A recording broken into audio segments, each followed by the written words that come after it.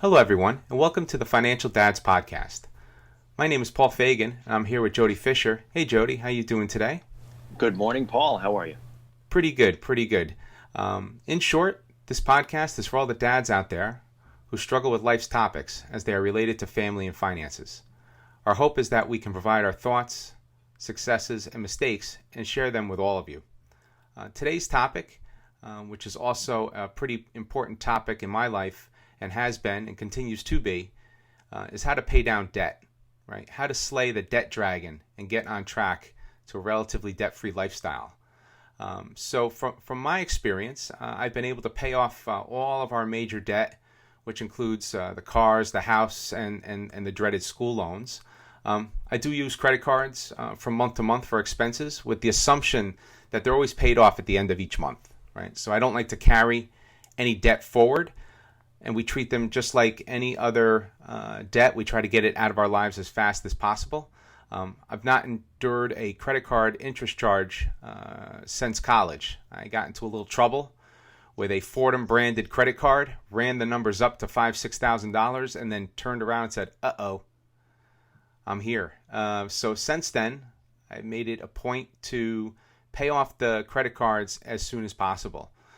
And I've never paid a interest charge since, except for one time. Capital One thought that I was delayed in a payment, and I got into an argument with them on the phone, and then quickly cut up that card. I didn't want to let my record be blemished, so I did have to pay that small credit card charge of like $3 of interest, but the principal alone, because I knew I was in the right, it was once again back office issue. I put the payment through Chase or Citi, and it didn't get to Capital One on time, and they dinged me for it unnecessarily. So once again, dealing with the snakes of the credit card companies, when you're at their mercy, you sort of have to deal and know the rules that you're playing with. So that's pretty much my debt story. Jody, what's your experience with debt, and how are you working with it today? Well, Paul, I think everybody's got their own debt story. I think debt is a really dangerous thing, and I think credit can be a really dangerous thing to deal with if you deal with it naively. And this goes back to my core theme that I talk about all the time, which is being intentional with your money. We try to not use credit cards in our house. We have credit cards. We use them occasionally and for very specific purposes. And we will always pay them off immediately. It's just a matter of sort of the transaction convenience. But we never put something on credit that we know we're not going to pay off within that 30 days or whatever that statement period. It's kind of like put it on the credit card, pay the credit card with cash, that kind of thing. And that's to avoid big dips into our cash accounts, or maybe sometimes if you're going to buy something that you're going to return. Yep. That's on the retail level. But I have a similar story as you. I think all of us at some point have gotten into trouble with a credit card, running up payments, running up charges, running up interest, and all of a sudden, like you said, you turn around and you're a couple thousand in the hole, and you go, "Geez, how am I going to dig myself out of this one?"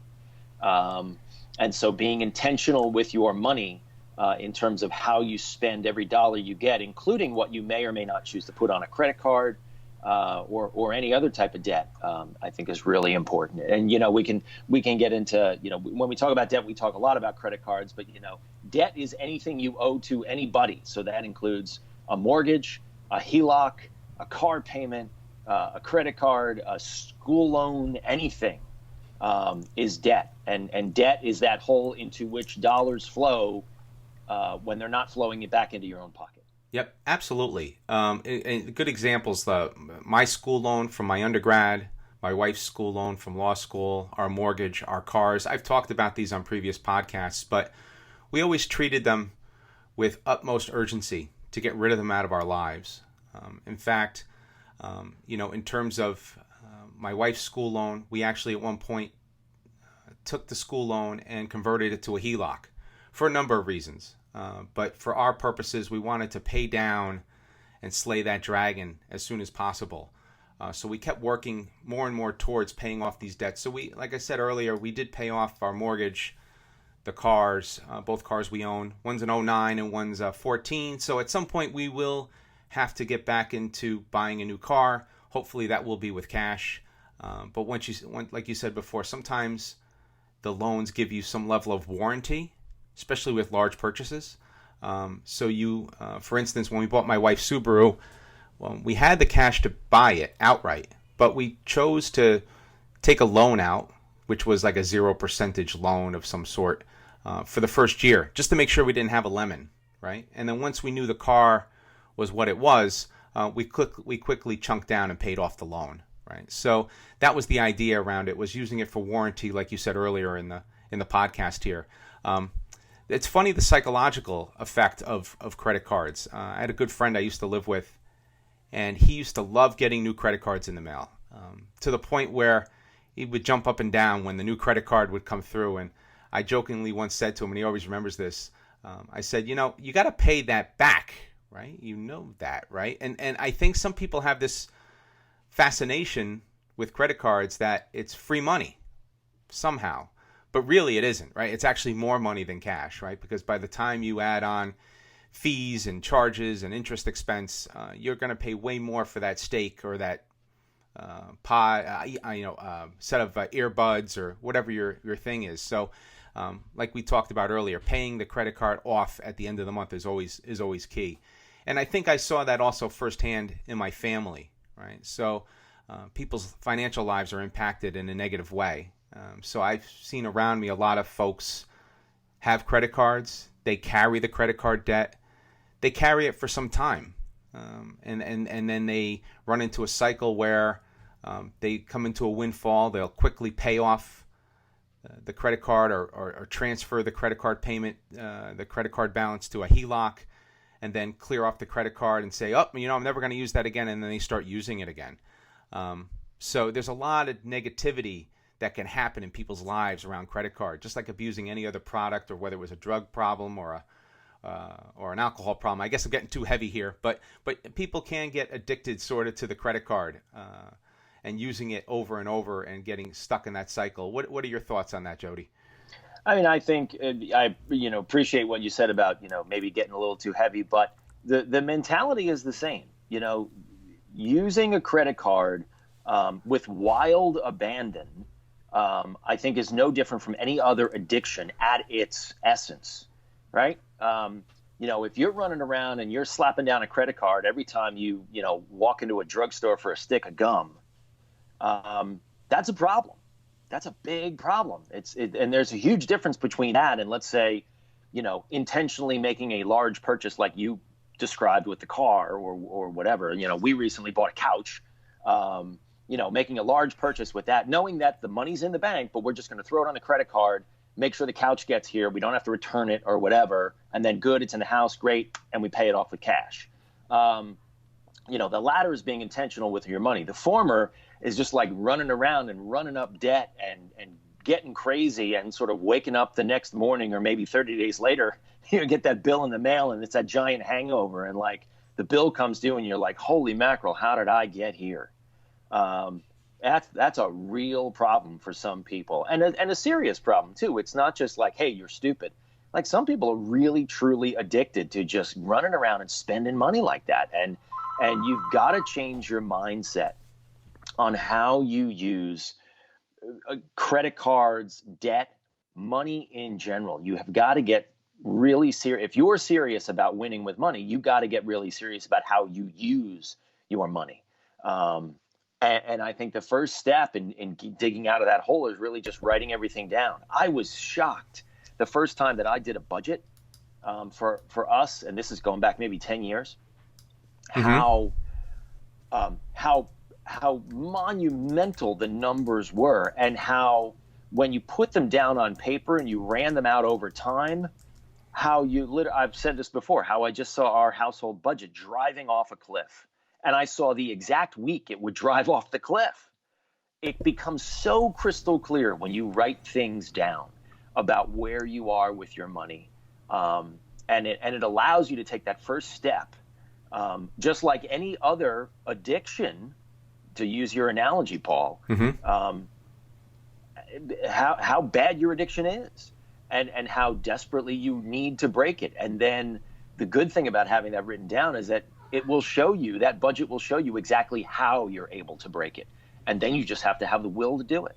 Oh, absolutely. Absolutely. And I think that, there is a lot of negativity, a lot of downsides to debt. We talked about some small upsides, but at the end of the day, I think you've said it earlier, debt is debt is debt. And that's where, it comes down to the different types of debt that exist. And some people will call it good debt versus bad debt, right? Consumer debt, car loans, houses, school loans. There's no good debt. Let's just put a point on that, right? There's no good debt, right? I mean, even your mortgage, which may be a worthwhile loan, right? Because few people have the hundreds of thousands of dollars that you need to buy a house outright. But even that, I pay that every month, and it's like, okay, it's a good use of my money. But boy, I wish I didn't have to pay it. Yeah, absolutely. I totally agree. We both listen to Dave Ramsey, and he talks about the snowball, right? Paying off debt smallest to largest. I guess in my experience, it always came down to, I don't know if I followed that methodology to a T. I always sort of saw it as hand-to-hand combat. Whatever debt was in front of me, I tackle, then move to the next one. So I don't think I did it in that perfect order, as he has stated. When we were paying down debt, all the normal things that people do were in play, right? So tightening the belt, budgeting yourself, not going to dinners, not taking the vacations, making the sacrifices, right, that were necessary to pay off that debt, and avoiding paying more debt. It came to light this past week. I had a conversation with somebody, and we were talking about debt, and I know someone that's deeply in debt, and I had to explain to them, and I looked back on it, and I had that light bulb moment that I've been sacrificing and avoiding debt forever. I had the opportunity years ago to invest into some vacation property, and I said, no, I don't want two mortgages. And then 2008 happened with the economic downturn, and I looked back and said, wow, I'm glad I made the decision not to go into more debt. So part of paying off your debt is not getting into any more debt. I think that's a big key. What do you think of the Dave Ramsey snowball effect? What are your thoughts in terms of knuckling down and paying off that debt with laser focus, as he would say? Yeah, I think that snowball concept is a smart one, and it's a smart one because it's probably the easiest concept to grasp, right? Get rid of the smallest thing first. It's one thing off your plate. Get rid of the next smallest one. It's the next thing off your plate. And as you get rid of each of those pieces of debt, you take the money that you had been spending on that, first debt, you put it on the second one. You take the one you get rid of the second one, then you put 1 and 2 on 3. Then you get rid of 3, you put 1, 2, and 3 on 4, and then you walk your way up. It's a fairly easy thing to do. Takes time, takes dedication, and obviously the bigger your debts are, the more dedication and the more intensity you need to put on those things. But it's a fairly easy way to do things. There are other concepts about tackling the debt with the largest interest rate first, which may or may not work for people.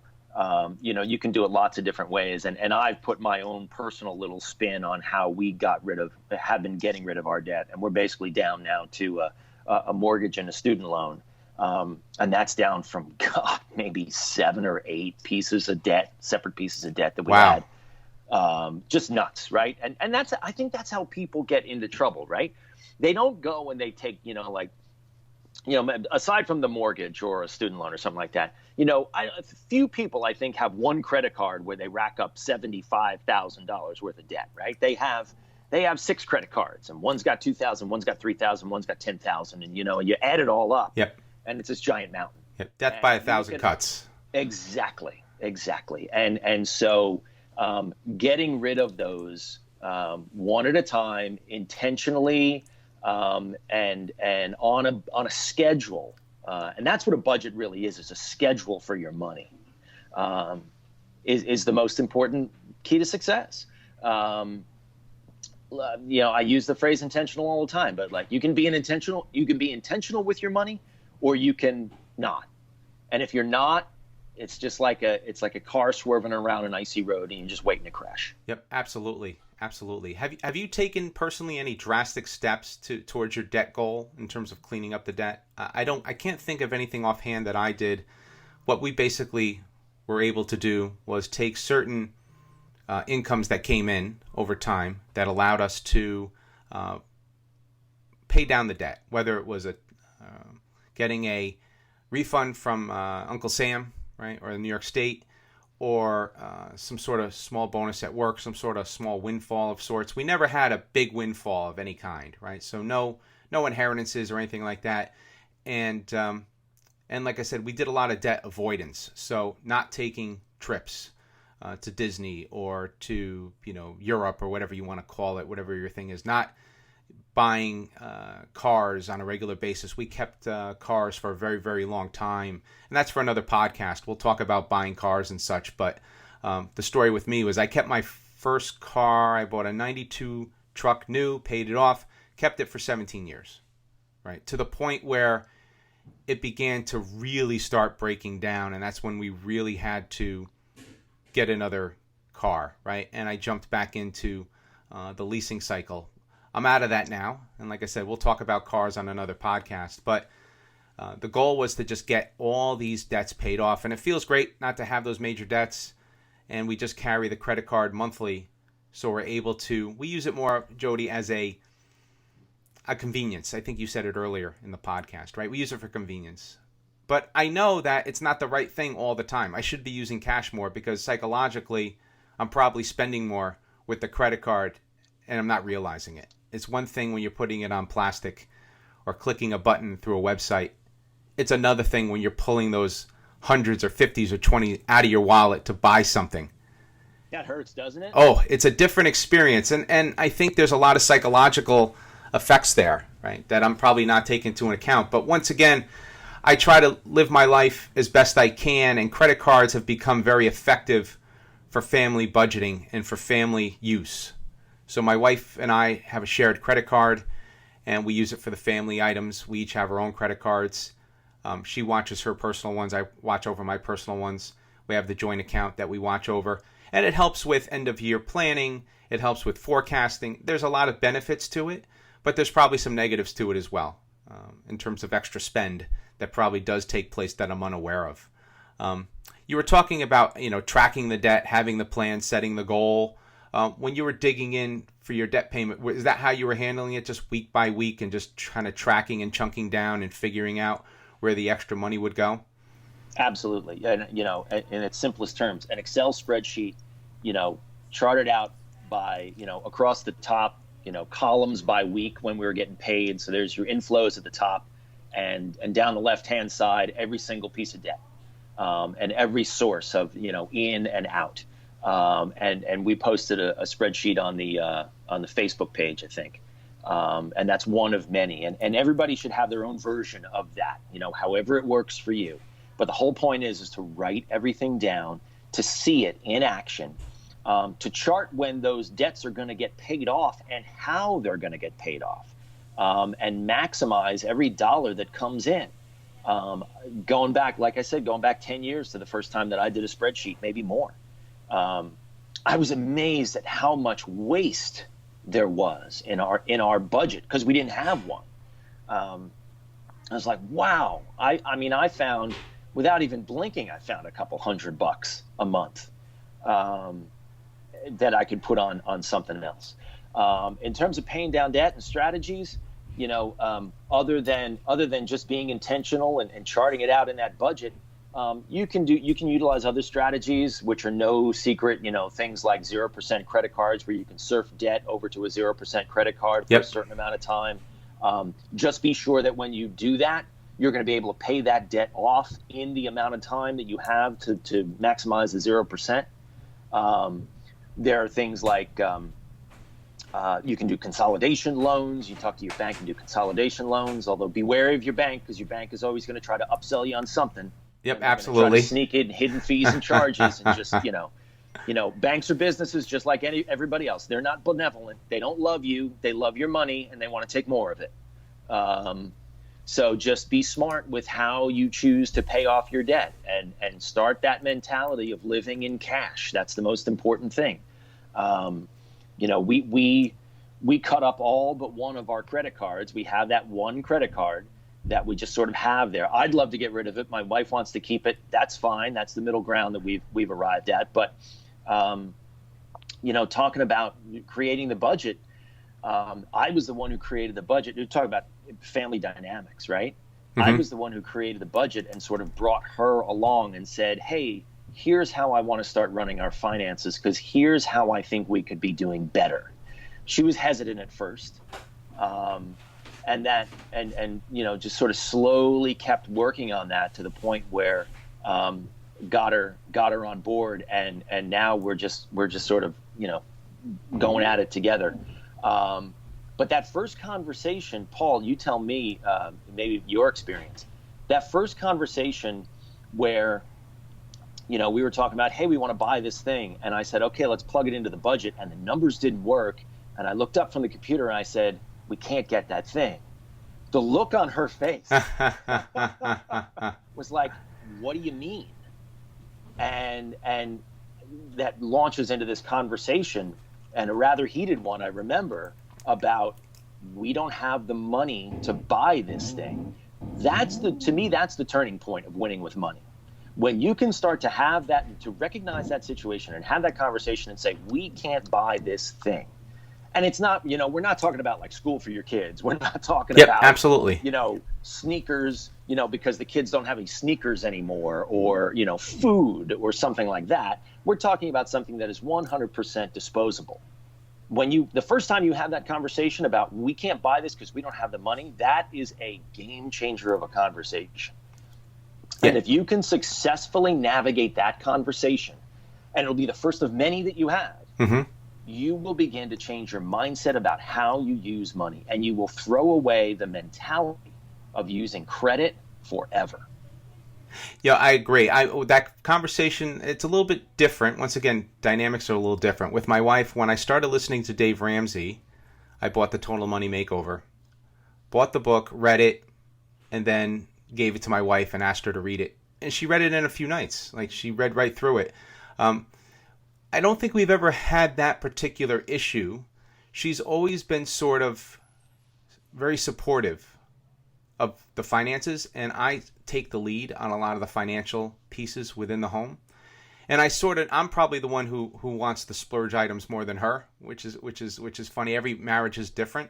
Oh, I do too. Don't get me wrong. I do too. Yeah. But we both got on the same page. And like I said in previous podcasts, I think she was okay with paying off the debt. I put the plans together. I executed the plans.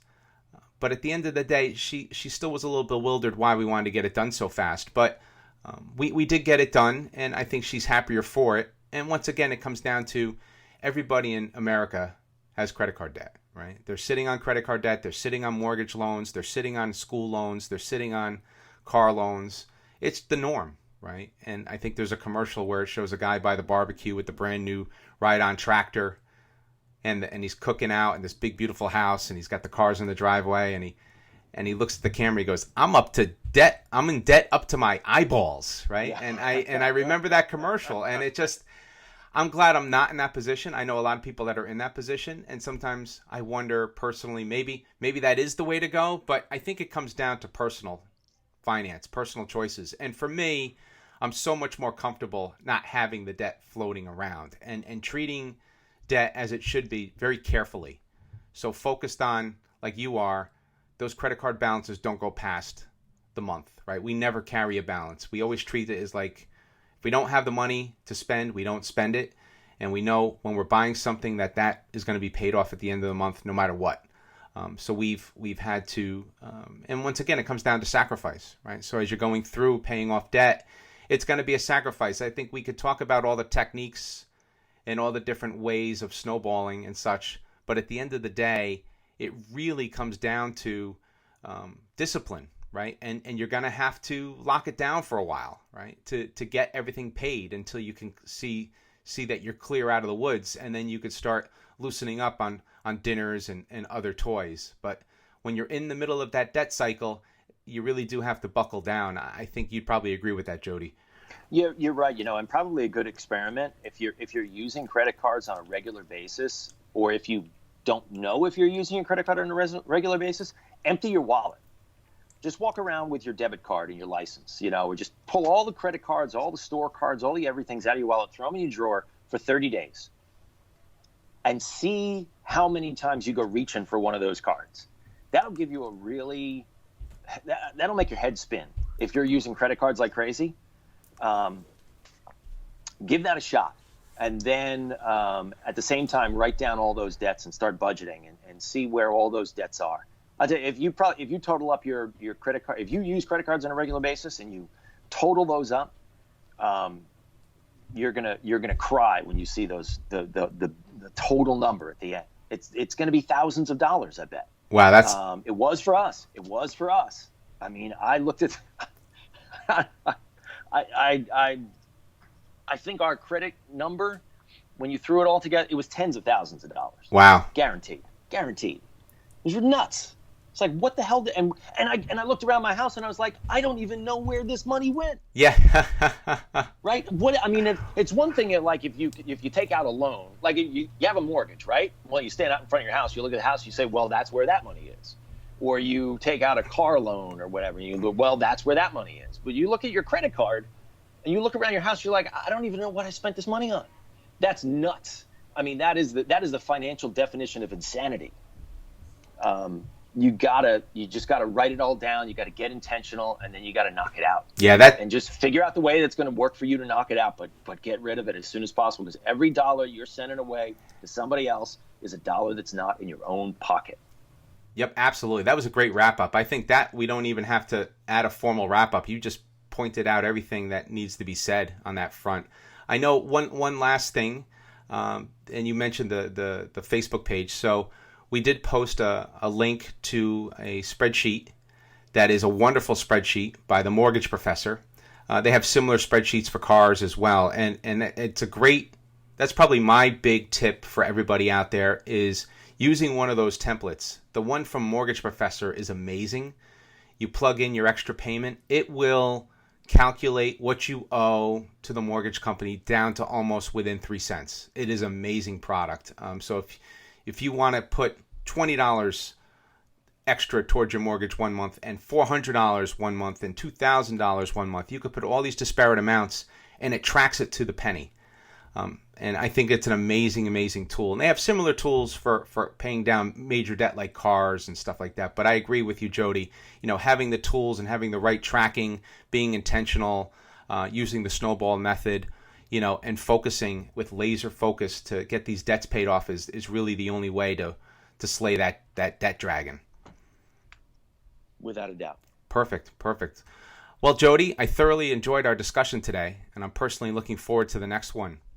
Any comments, Jody, from your side? Yeah, no, I think we covered this one well, and I think we set up a bunch of future podcasts that we can talk about, including budgeting, car loans, and all kinds of stuff. So looking forward to future conversations. Yep, absolutely. Well, thanks everyone for downloading our podcast. If you have any questions or comments, please email us at financialdads@gmail.com or check us out on Facebook. Just search for Financial Dads. So with that, this is Paul and Jody reminding you, managing finances can be stressful, but that's why the Financial Dads are here to help you plan for success. Have a good one, everybody. Be well, and thank you.